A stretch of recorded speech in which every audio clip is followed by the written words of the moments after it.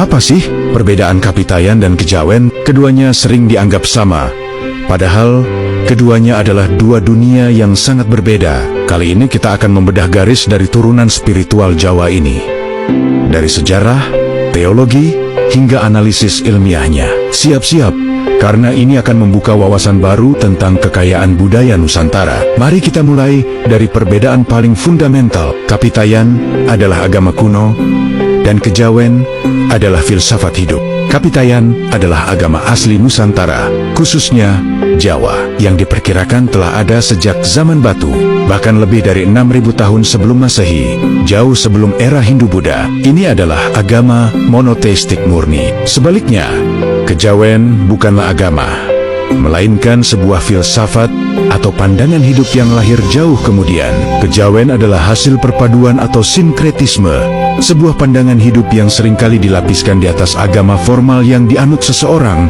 seperti Islam.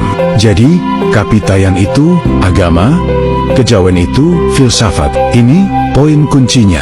Selanjutnya, mari kita selami lebih dalam dunia kapitayan. Secara etimologis, kapitayan berasal dari akar kata dalam bahasa Jawa kuno, toyo, berarti ketiadaan atau yang tidak tampak. Kapitayan secara bahasa berarti sistem kepercayaan yang berporos pada Sang Hyang Toyo, Tuhan yang tak terlukiskan. Inti ajarannya adalah penyembahan kepada Tuhan yang Maha Esa, yang absolut dan tak terbayangkan, yang disebut Sang Hyang Toyo. Toyo sendiri berarti kosong atau ketiadaan, menggambarkan sifat Tuhan yang transenden, melampaui segala bentuk dan pikiran manusia. Konsep ini dirumuskan dalam frasa luhur, tan kino, kinoyo ngopo, yang artinya tidak bisa diapa-apakan atau tak terjangkau oleh panca indera dan imajinasi. Lalu, bagaimana cara menyembah sesuatu yang tak terbayangkan? Disinilah kejeniusan teologi kapitayan. Untuk bisa disembah, Sang Hyang Toyo yang transenden memiliki manifestasi di dunia yang disebut Tu. Tu ini bermakna daya gaib atau kekuatan ilahi yang hadir di mana-mana. Inilah yang sering disalahpahami oleh sejarawan kolonial sebagai animisme atau dinamisme.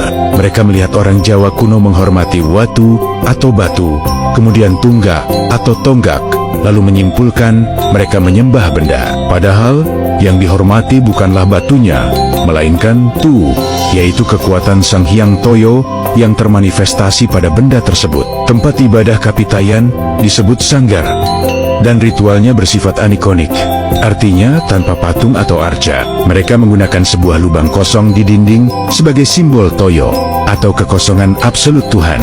Menariknya, arah sembahyang dilakukan menghadap ke timur, ke arah matahari terbit, yang dimaknai sebagai lambang pencerahan. Kapitayan juga sudah mengenal ritual puasa yang disebut upawasa dan istilah ibadah yang disebut salat. Praktik spiritualnya menekankan pendalaman batin melalui 3 jalan, yaitu sembahyang. Sembahyang berasal dari kata sembah kepada Sang Hyang atau doa dan meditasi, kemudian tapa atau laku prihatin, serta samadhi, yaitu kontemplasi mendalam.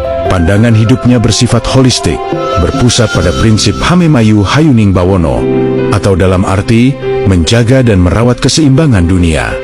Sekarang, mari kita beralih ke kejawen. Jika kapitayan adalah akar kuno, kejawen adalah cabang pohon yang tumbuh subur berabad-abad kemudian. Kejawen adalah fenomena yang jauh lebih mudah, lahir dari proses akulturasi berlapis. Fondasi kapitayan dan tradisi lokal lainnya bertemu dan berpadu dengan ajaran Hindu-Buddha, dan yang paling menentukan dengan tasawuf atau sufisme Islam.